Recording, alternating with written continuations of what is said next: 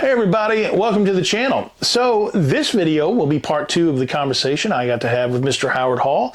It was an awesome conversation and I won't take too much time rambling about it, but if you didn't catch part 1, I'll leave a link to that at the end of the video. And if you're not familiar with modifieds, they kind of look like this.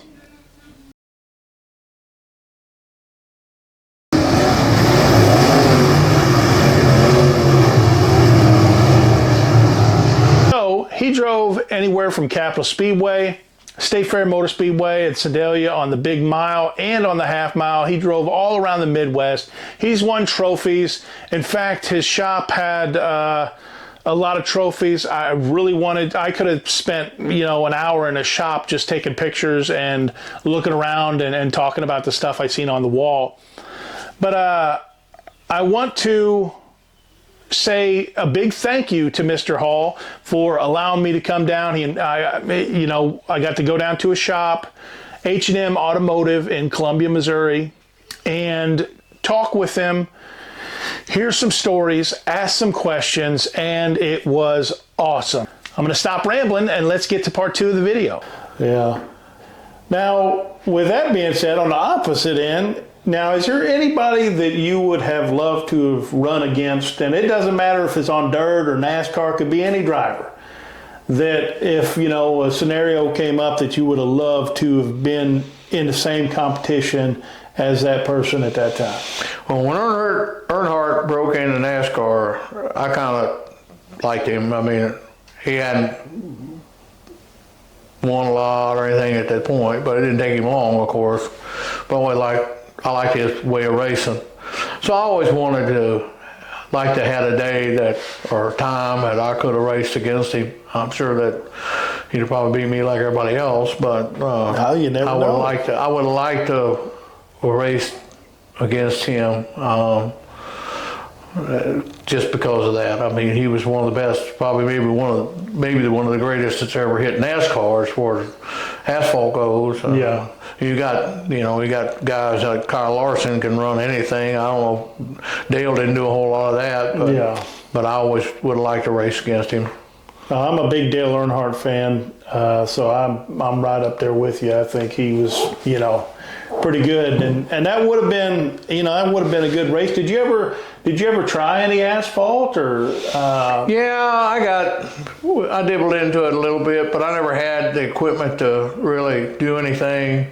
I didn't know a whole lot about it. I didn't buy an asphalt car. It's like taking a knife to a gunfight type thing. I took a dirt car to an asphalt track and try to make it work, and I didn't. The tires are expensive. It's a lot more expensive to race on asphalt. And, you hit something on dirt, a lot of times you can race the next night or fix it. You might bend a few things, but you can straighten them out. Asphalt, when you're backing in a wall there, it's especially like I-70, place like that, about anywhere really, there ain't much left. So you're probably not going to run the next night anyway. So no, I did not. I wanted to more than I did, but it just wasn't feasible to do. Well, I know there's some guys that they would like to at least dabble in it once or twice, different things just to say they've done it, and then other guys, are like, I don't want anything to do with that. I never thought about it. Just say I did it. It's just a couple times it fell into space for me so I could do it, but I never, like I said, I just didn't have. I needed an asphalt car. Yeah. I needed some different things than what I had, so I'll let that be. When you start your night, and this is a weird. It might be a weird question. It might not be, but. Did you have any like pre-race rituals, that if you didn't complete, like I imagine myself, if I was a race car driver, I would want to sit in the car, strap in a couple minutes before, and I wouldn't want anybody to talk to me. I'd just be, and that'd be my pre-race ritual. Just I'd have some earbuds in, and I'd have a certain song I'd listen to every night to get me, to get me going, and that would be mine. So, did you have anything? No, I like didn't really that, have or? a whole lot of that. My biggest thing was I kind of did when I got ready to get on the grid, line up for especially the A main. Did I do everything right? You sit there and you think, and you're instantly, you can't wait for them almost to drop the green. Because I always felt like I knew when I drove it into turn one on any racetrack I ever drove on that this is going to be a good night, or maybe this ain't going to be so good. And so that was always something. I guess I was more nervous about that than being competitive than I was anything else. Nothing else I didn't worry too much about. It's like what happens, but I always like, man, get a parade lap. Come on, let's get rolling here, because drop the green, because I want to go down there and one, and I want to throw it in there and see, man, that thing felt pretty good, it's like, it may be in a good night, and then I'm all crossed up and jumped the cushion and all this, this ain't going to pan out so well, but I didn't really have no real rituals. I don't know what you call total rituals about things. I didn't get into too much there on that. Yeah. Well, that's pretty cool that you mentioned that, because I know from a fan's point of view, sometimes the parade laps it's like, come on, guys, let's go. And then finally the track lights go out, and then there's just this feeling that comes over the whole racetrack. I'm sure you guys feel it down there. The crowd feels it. And as you watch the cars come around the backstretch and they throw the green flag and go into that first corner, it's just a feeling about it, so yeah, that's pretty cool. It's like I said, let's drop the green. I want to see what, a lot of times you go in and you go in that first corner and you might be in the second row or third row or something like that, and all of a sudden things opened up, and next thing you know, you make a lap or about a lap, and you got the lead or you're second already, and like, man, I'm ready to go, and the yellow comes out. Then they line you back up. Yeah. Well, then that guy next to you gets to thinking, well, I need to be down over how it is. And I get thinking, well, I need to go in the corner there. And, so then you get another yellow. And then by that third yellow, I always told my son, it's like, time that third yellow flies, I got a little worried, because everybody wants a different position now than they had. Yeah. So then you're more apt to have a wreck, because it's like, well, if I could beat him down there now to the bottom or the top, I think I can get the lead. Well, he's thinking, well, if I can keep him from getting it, Yeah. You drive it down in there, and sometimes it doesn't come out. I can see that. I can see that, because that kind of gives everybody a preview. Now, you were talking about the green flags and the yellows and stuff like that. This is something that I've wondered, and I've people ask me if they wondered the same thing. When you're going through the race, do you look at the flagman every lap, or do you just kind of count the laps, keep track of it in your head, or keep track of a crew member off to the side, or? Kind of like today, it was kind of easy to come off turn 4 and look at the flagman. I watched the lights more than anything. That was simple. I get. You start racing and you start getting some laps in, and then I started watching flags, because I know we're getting close to the end here. I want to make sure that I don't miss the white flag or the checkered. And but I get to concentrating on where I want to be. If I'm up front, if I'm leading, then I'll usually look at the flag pretty much every time. But if I'm not leading the race, and if I'm second, I'm looking at that car by in front of me, and it's like, I ain't got time to look at him up there. Hopefully I'll see the yellow light come out or something if something happens. That kind of thing. So that's how I did it. That's pretty cool. Well, I mean, like I said, I've always wondered that because, you know, you have a lot of guys that even when they cross the checkered, they'll give them that extra lap, you know, just to be sure. Yeah, oh yeah, you know? yeah. Well, you want to make sure. Yeah, so. Yeah, it's that's why I said, you know, you start getting wherever position I was in, and you start looking up there and make sure that it's getting late in the race here, you know, and make sure I don't miss the white flag here or the checkered, you know, come out.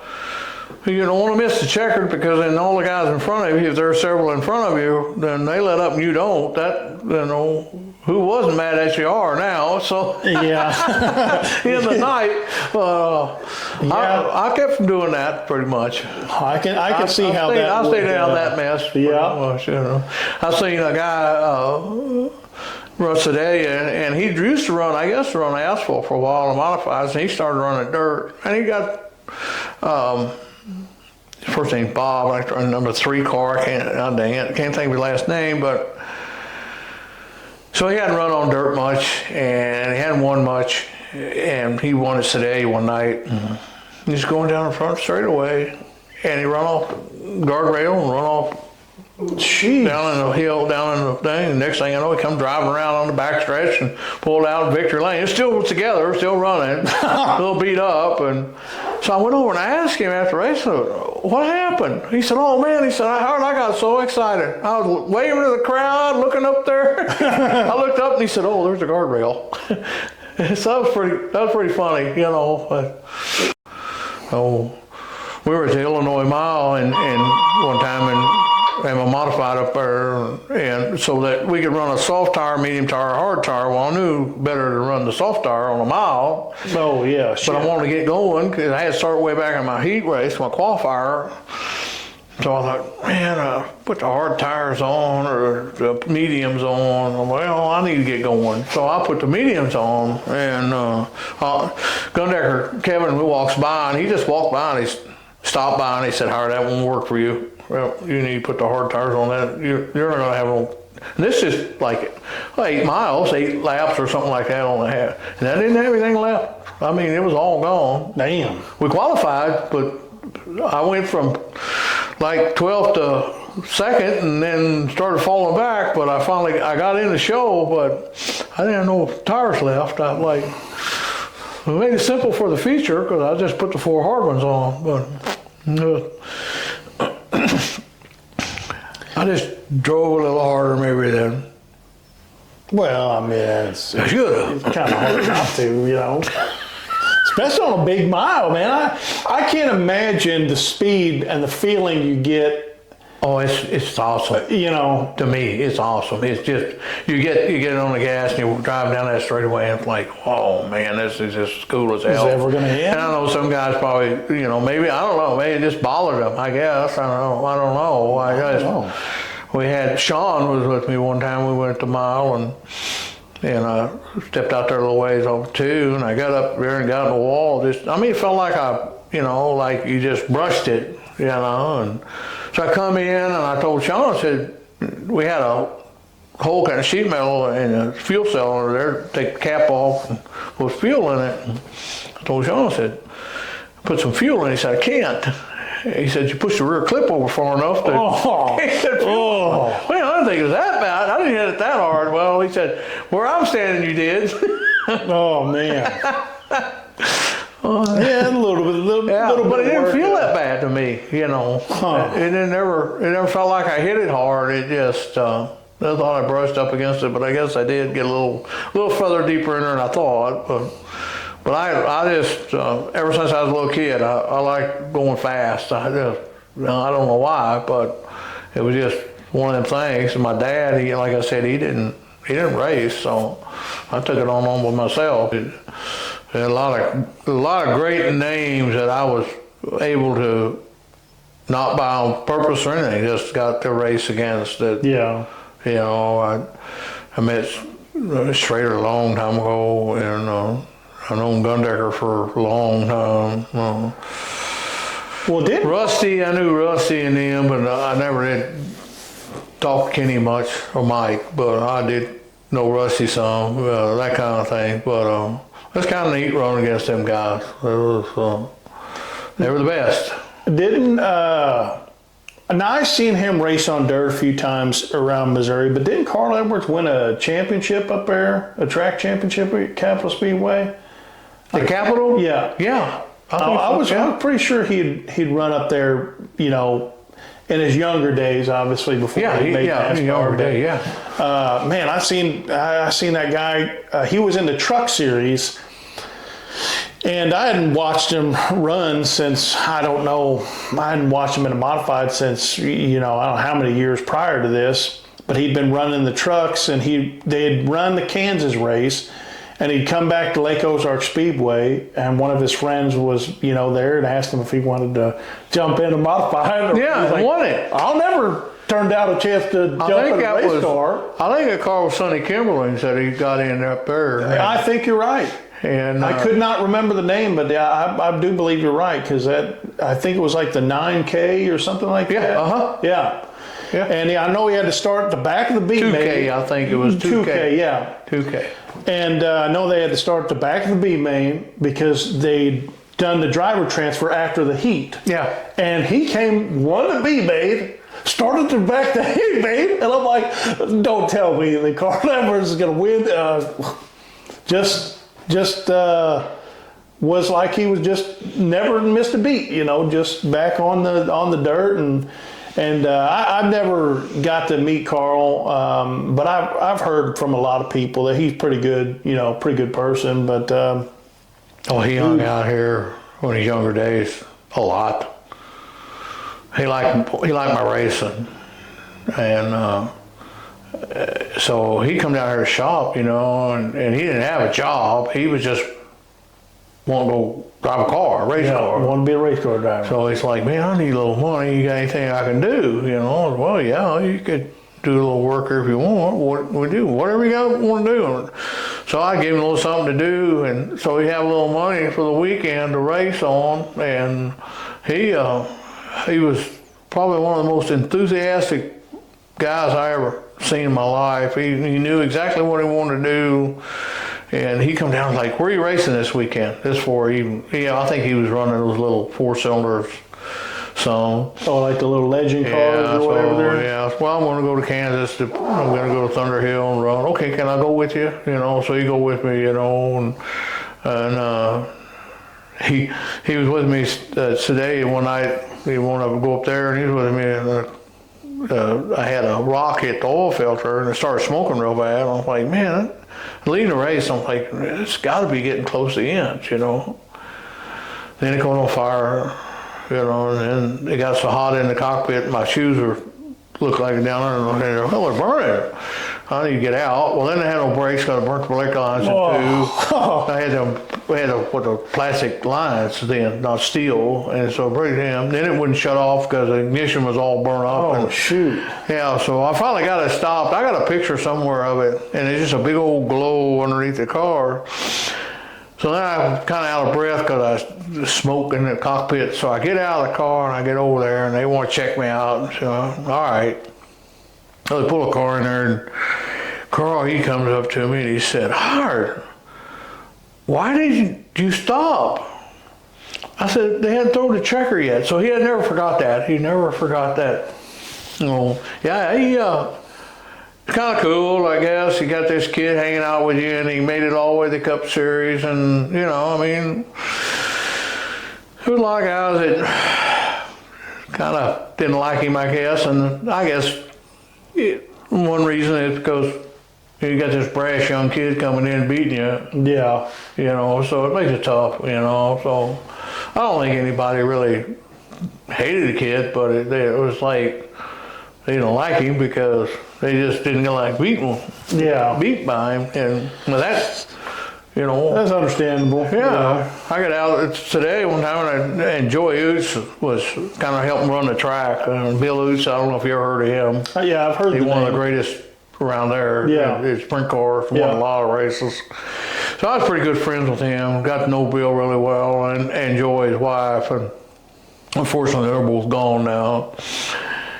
So she came out one night, I won, and I got out of my car, and there was some booze, and I'm like, man, I like this place, And she came up to me, she said, Art, now you know you're fast. They're all booing you. Oh, They weren't all booing. yeah. Well, I mean, you can't be liked by everybody sometimes. So just like you said, now you know you're fast. You made it. So Yeah, that's what she said. I was like, okay, that's good. oh man, that's awesome. I mean, some of the memories you got. And some of the stuff you've been sharing tonight has just been, phenomenal. It's been really cool getting to sit with you. But you were talking about obviously your youngest son got into it, Adam. Is there anything that surprises you about the role of technology? Obviously, you've been in the modified scene for decades now with your own racing career, and then helping your son out with his racing career. Is there anything that stands out in the modifieds from when you started to what they are now? And I mean, it could be anything from newer shocks to the rear ends that they're using now, to just how the frames are built, to just anything that kind of stands out over. Well, I don't know if anything stands out other than all that. Yeah. It's like now we're dealing with this. The B mod has to run a 2-bar, where the A mod can run a 4-bar. And okay, so I'm like, when I was racing 2 bars in A mods, because it was A mods with 2 bars at Capital. Yeah. And I'm thinking now, like, man, if I'd have known this back then, how much faster would I have been because of technology, mainly with I guess the thing that stands out the most with me is the 2-bar. You got 2 bars on the bottom, 1 bar on the top. They have to be, all 3 of them has to be solid. I think we have a length type on the lower bars, that kind of thing. But the amount of adjustments and the things we do to lead in the rear end, call it, the droop, they call it now, the drop of the left rear, kind of like, all that stuff is like, well, we never did that back when I raced these things, I didn't know there was that much to do. I didn't realize that you could do that much with 2 bars, but the spring loads and the shocks is way over my head. I mean, it's just, we talking to shock guys all the time. We try like Fox shocks, and then some other guys shocks, and then Alan who builds the cars, he has shocks, and I had 4 shocks. I may have 1 spare front, 1 rear, because they were $60 a piece. So like, that's a lot of money. Yeah. I don't want to spend all that. I can't afford to have more shocks there. But I had the same 4 shocks everybody else had. Well, I don't know. There are 30 modifieds in the infield at Fulton, and I don't know if anybody got the same set of shocks on. The valving, the size of the shaft, the speed of the shock. You get to talk to these guys that does this all the time. It's like, I can't even. It's hard for me to grasp. And now you got 8, 9, 10 shocks all the time. Some of them guys got 15 or 20. Wow. Late model guys are way out there. And I guess the one big thing is, over everything on a modified to me, is the shocks. That is pretty crazy. Every time you talk to somebody, hey, well, we've been working on this, Well, it's all about being a little faster than somebody else. Well, the B mods are restricted down to 3 bars. So you don't have the upper bar. You don't have a spring pull bar. You don't have a rubber pull bar. You got a solid bar. So you got that shocks the tires when you get on the gas. So you got to figure out how to get the best traction. Well, we're starting to do that with shocks. And so the track's rough or heavy. You put these shocks on. Now it's slick. You put these shocks on. You think at the end of the night you're going to have to put new bolts in sometime or another. You warm out. It's shocks, I guess, is, if you want to ask me the one thing that really different than when I did it, is shocks, I guess. Wow. That's pretty crazy. Because, Yeah. you know, looking at the race cars, now obviously anybody that knows anything about suspension knows shocks are important. And I'm a huge race nut. And, you know, even I didn't, you know, you don't think about there being, and I don't know why you wouldn't, but, you know, even I don't think about there being just that many options for shocks and stuff like that. And the guys having to change shocks versus, you know, because I'm kind of, and maybe this is just my being out of it for so long, because I haven't been down to pits in a while. But, you know, like I'm got that old school thinking, you know, you put some shocks on and Yeah, you're done. You adjust them maybe a little bit. Yeah. And, If they're bent, you replace them. You know what I mean? Yeah. Adam, it's like, hey, we get over to Fulton, and you know, we run a heat race and win it or run real good, and it's all like, well, the track changes as the night goes along. So he goes over there, hey, Dad, let's take a left rear off there and put this one on there, you know. And then he's sitting there, and then they, you know, have some yellows and stuff in other races, and we may be running fifth that night in the feature, like fourth or fifth feature, so we're a little further deeper into the night, so a little slicker track, little change, and so the next thing you know, it's like, well, take that back off, put that other one on there, and you're like, Jesus, you know, now I'll change the right front, you know, we're 5 minutes from lining up to go out, and we're changing shocks, you know, it's like, so I didn't do that, and we bolted 4 shocks on, and we run a hot laps and heat race and feature and went home, you know. And every now and then you had maybe a little stiffer shock or a little softer shock, or they had what they call easy up shocks that I run on a Race Mart, and they had them. So every now and then, like for Sedalia, I take the front shocks off, put what they call easy up shocks on, put them 2 up on, you know.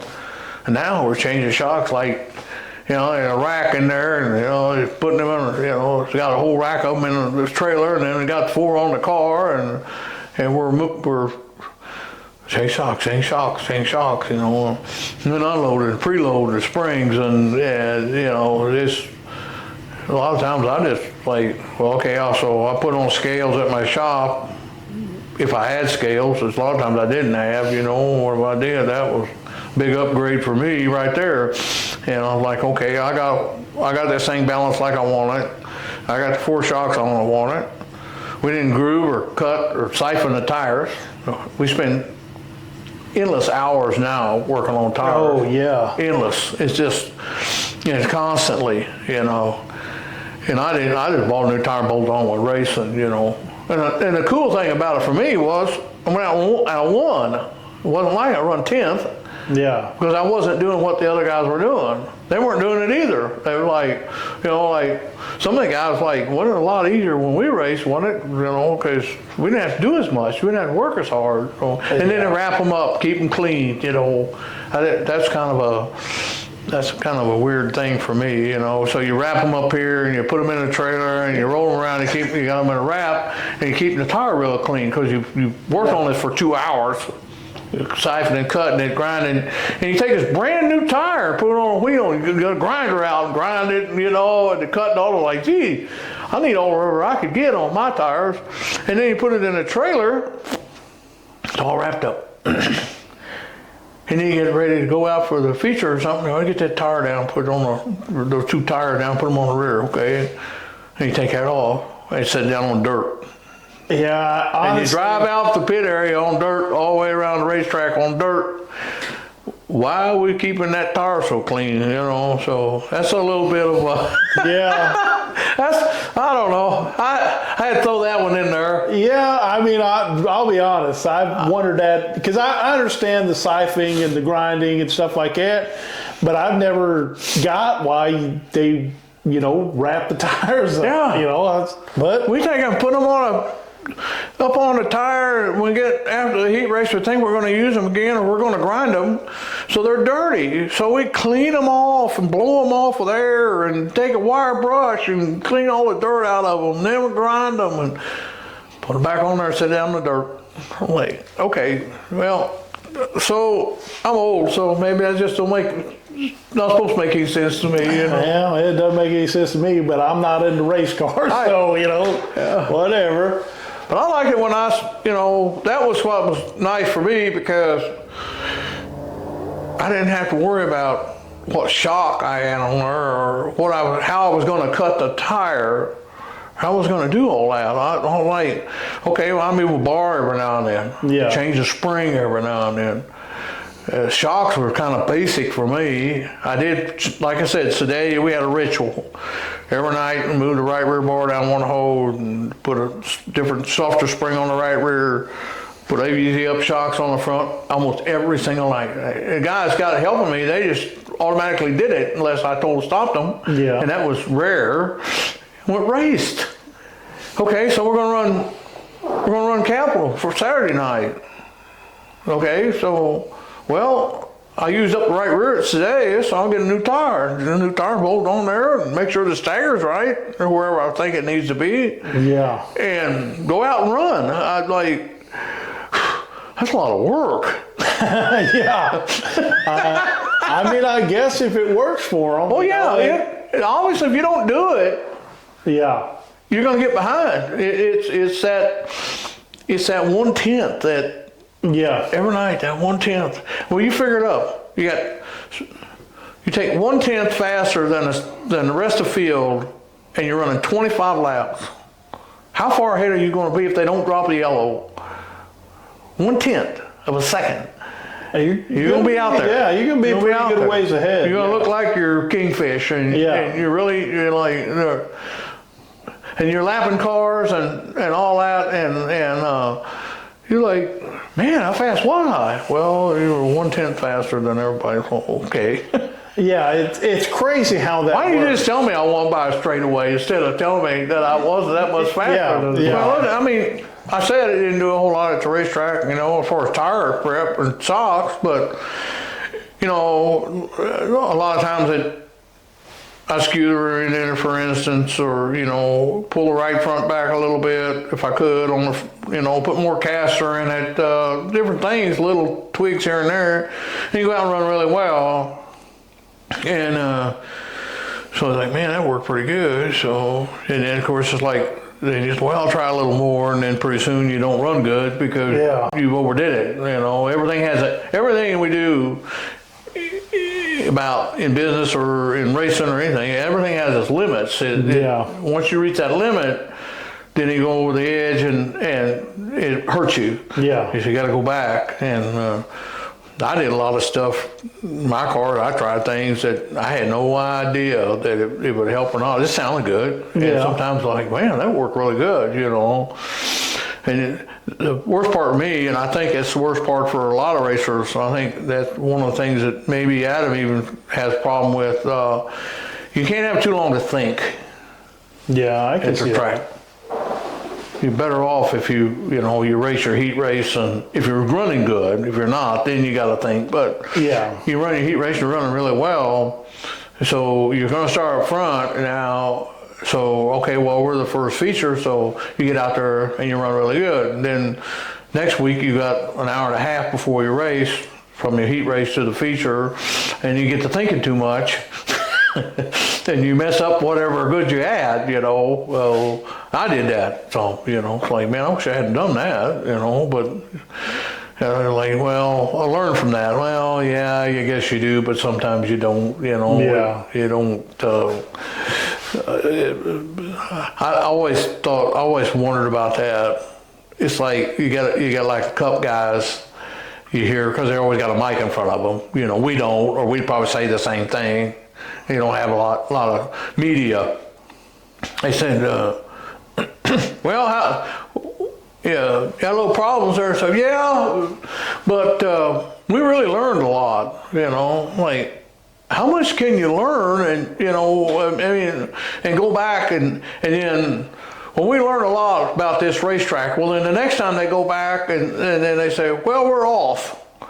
Well, I thought you learned a lot. How can you be that far off? But, you got a lot more to learn, I guess, Yeah.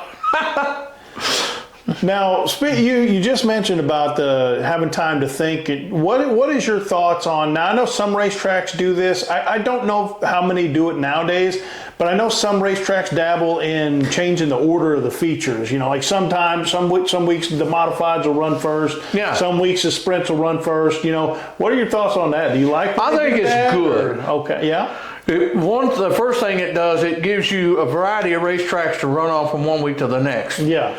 So like I said a while ago, that I kind of like the heavier track. So if we run the first feature or second feature, favored me a little bit. Yeah. Then it got slicker.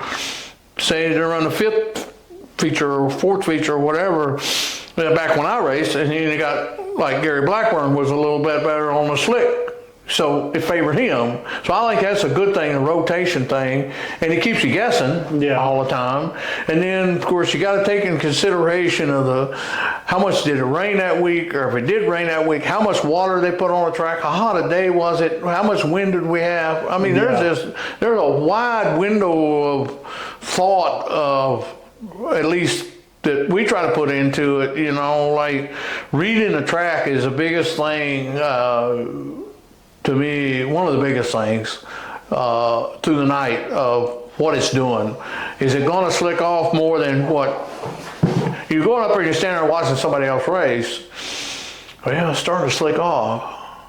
Well, then later in the night, you get into the spring race or fall race especially, then the bigger tires get out there and say late models are running. So, okay, we're going to make this change because it's going to slick off. And the late models are going to run, so they're really going to make it slick. Then the moisture starts coming up out of the ground. Yeah. It actually starts coming up. All of a sudden, you go out there and, oh, hell, I got more grip than I thought I'd have, you know. So sometimes it makes it, you got to know a lot of different things, you know, and you got to know that, like, well, it's August. Like, Steady was probably consistent. I guess that helped me more than anything. It was very consistent. Every night, the track feature time was about the same. Whether we run first or last, it was, you know, it was. So once I got to figure that out, that's all we had to do. Then I go to Capitol Speedway, and I'm like, oh man, it's getting slick, you know. Well, it's October or September, and we had some rain this week, and it's kind of cool tonight. So all of a sudden, the heat of those tires start to pull that moisture up out of the ground. And all of a sudden, now you're like, well, it's kind of like a heat race now, the feature. Yeah. You know. So yeah, that's a hard thing sometimes. Yeah. And if you think too long, you're just going to screw it up. Yeah, I can see that, you know, and I know as a fan's point, I kind of honestly I don't know which tracks do that anymore, which ones don't. I know Lake Ozark was dabbling with that for a little while, and I know obviously Double X, they do the same thing every night, and but yeah, that's pretty interesting. I like it when tracks do that as well. One of the things, and this is one of the things I'm kind of curious for somebody that's been in the sport, been around the sport for a long time. Are you happy with the direction of the sport that it's been taken for the last, I don't know how long, you know, since you started to now and where you see it going? Are you happy with the direction of the sport? Or? Ooh, that's a loaded question for me. Yeah. In general, no, I'm not happy with the sport or direction it's going in. I think it's got a lot of years as far as the touring guys, the bigger races, but the weekly racer, it can be a killer because we have a monkey see, monkey do deal.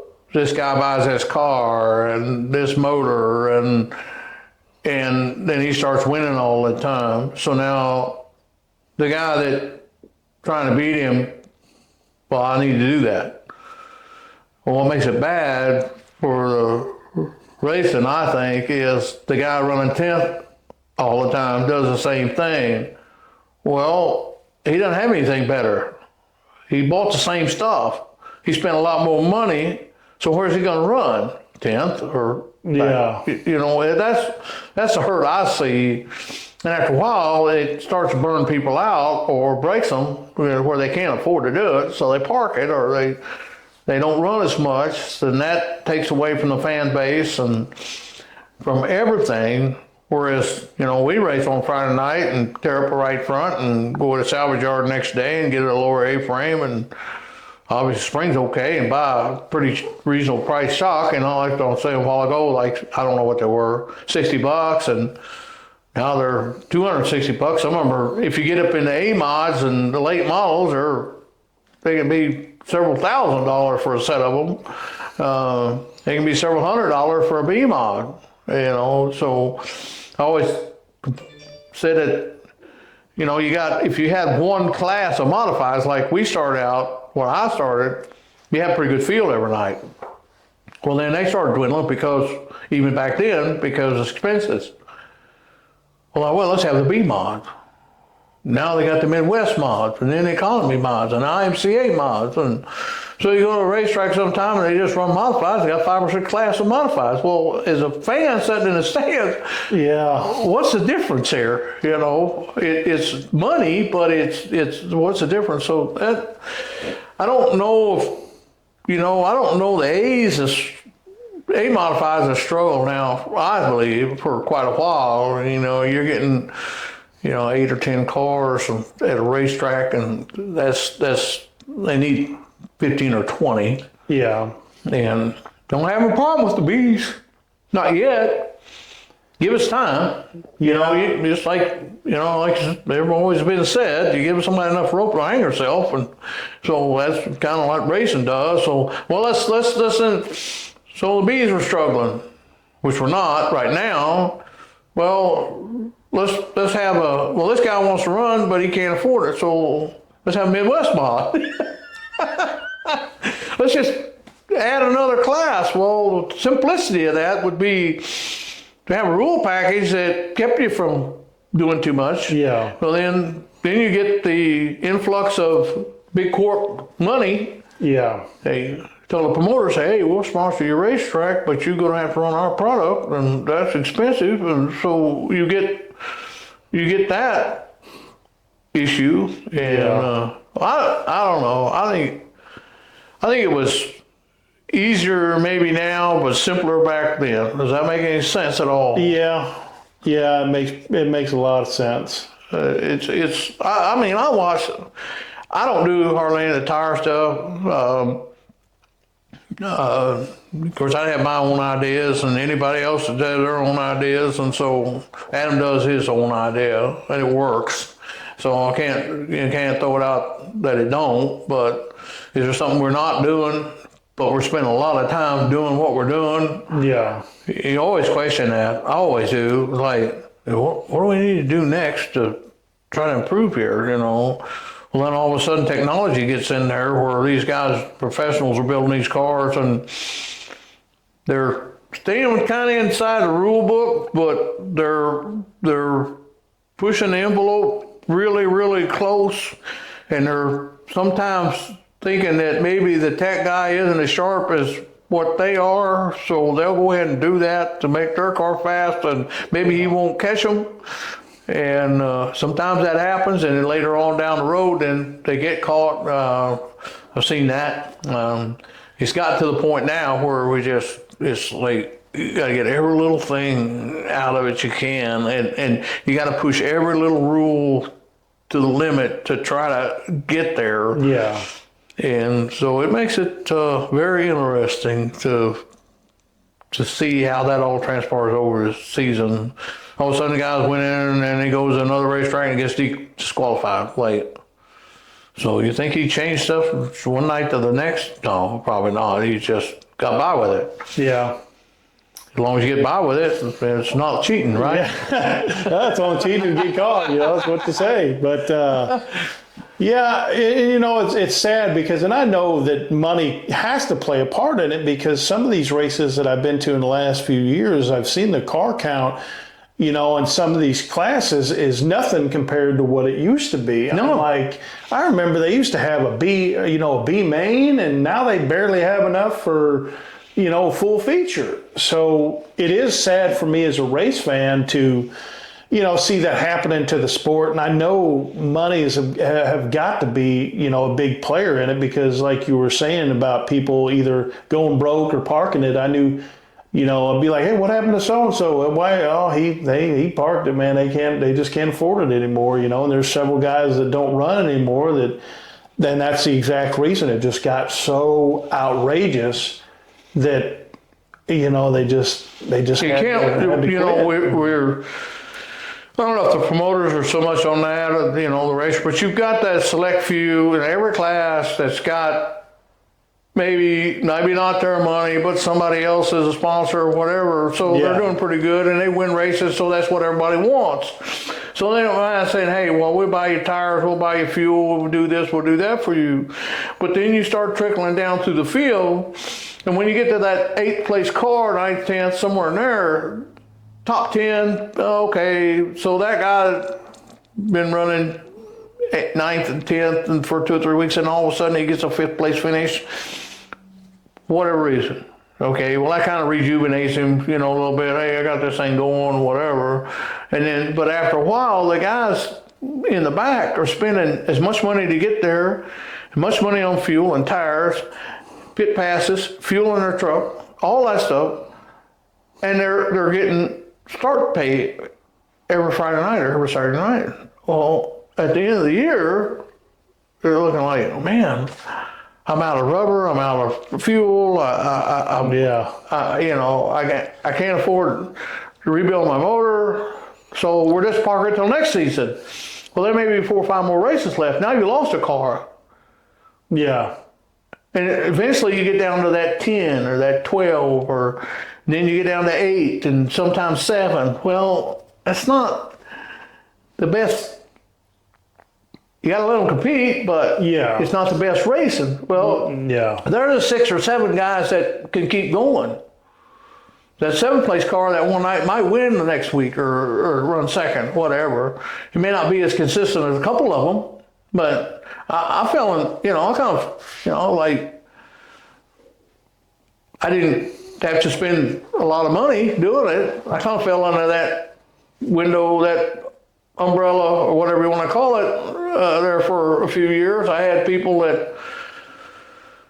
chassis guys that helped me, engine guys that give me motors. I had, people help me buy stuff, that sponsors. So I didn't have to worry about my hip pocket. Well, what did it do for me? It put me up front. No, I didn't win every race, but I won my fair share, and second or third. I went a whole season, like 16 races or something like that because of the fair that Bob Baker put on up today. I like that one year, 92 or 93, somewhere in there, we run 16 shows. I think I had 1 DNF, and I never was out of the top 3. Oh, wow. That's pretty good. Yeah. Pretty good percentage. And then you got people buying you, giving you, tires and buying you, fuel and stuff. So I didn't think about the guy that run 11th or 15th every night. And pretty soon then he's gone. And it's like, what happened to him? Well, he got tired of chasing you, that kind of thing. So, it works both ways, and we're pretty competitive. Adam stays pretty competitive everywhere he goes. And but it's still a lot of work, more work than I probably put out when I raced, because of the tires and the back and the socks, and not necessarily just getting to the track and preparing it. No, it's preparation. It's more intent. And so we're in a pretty good position, have been for several years, and we want to keep that. But it's still, technology is just taking us down more expenses to try to keep that where we want to be. Yeah. I can definitely see it being a double-edged sword, because you want to have the opportunity and the resources available to everybody to run up front and run good, but you don't want it to price out half the field So yeah, I definitely understand how it's a double-edged sword. That's where the rule package is. Yeah. Try to come in. That's why the bees are only allowed 3-bar or 2-bar. You got a pull bar and a 2-bar. Over the 4-bar, it's cheaper. Okay, a rule package. So we're limited on engine rule package. But yet we went from the crate to the open motor. Well, these guys had spent the money on the open motors, and then the engine builder is like, well, I think I got an idea here that'll stay within the rule book, but it'll help, maybe a little duration, a little more lift, whatever in the camshaft. Maybe a little lighter piston. Stock appearing is a big question to me. You got a lightweight, basic, not light, ultra light, but lightweight and rods. As long as they look like they're stock, they're okay. Well, they're not stock. Yeah. They stock appearing. And so you get these guys out there that work with that constantly. How can I get 5 more horsepower for this guy? And he's going to spend another $2,000 because I got him 5 more horsepower. Yeah. Okay, well, going to put me in a winner's circle? Well, it should, so they spend it. Then that hurts the next guy. So, well, I got to do that, so it's a up and down world, of racing. But I've always enjoyed it. I mean, I'm hoping that the racing community will bounce back, and we can get some more notice out to some of these fans out there, and get some more notice to some of the tracks, and maybe get some more fans in the stands and more drivers in the pits, and hopefully keep the racing community alive for years to come and generations to enjoy. So it makes it tough sometimes, and sometimes it's good, but you get some guys out there, they put a car together and they get in a wreck, and they need to go to a chassis shop or something like that, and well, we can afford that now, and the motor blows up, and a little strap for money, and you're working Joe, 8 to 5. yeah, you got a family, and there's other things you want to do. Your passion's racing, but you can't just sell a house for it. Yeah. And I've known guys that have, they've gotten their cars torn up, 4th race into the season, and unfortunately that was their season, and it kind of sucks. But I mean, racing's an expensive hobby. But I guess I got lucky in a way because I was either crazy enough that they liked the way I did things, or I won enough that they liked me enough to come to me and say, hey, I'll help you. Some of the people I didn't even have to go to. I just pick him. So and Adam's kind of got a few of those now that want to help him, because he's been running good. Well, but then you get the guy that starts out, and he's on a limited budget, and it makes it kind of harder for him to see the checker. Yeah. And I mean, you can't dwell on anything. You can't dwell on that. You got to go what you got and race what you got and do what you do. But I done good enough that I never thought about quitting. And some guys that you struggle, and they may have some abilities, but they struggle so much that they just give it up. And, sometimes I wonder, well, that kid looked pretty good, but he don't race no more. Well, maybe if somebody would have given him an opportunity or helped him, he might have been better. Who knows? Carl, I mean, he took some pretty inferior stuff when he first started modifieds and put it together. Of course, his dad, he was a racer, Volkswagen, 4-cylinder stuff, but he was pretty smart. And so he made things happen. That guy, Carl made things happen because he had that little extra, and knew how to take care of things. So anyway, that's you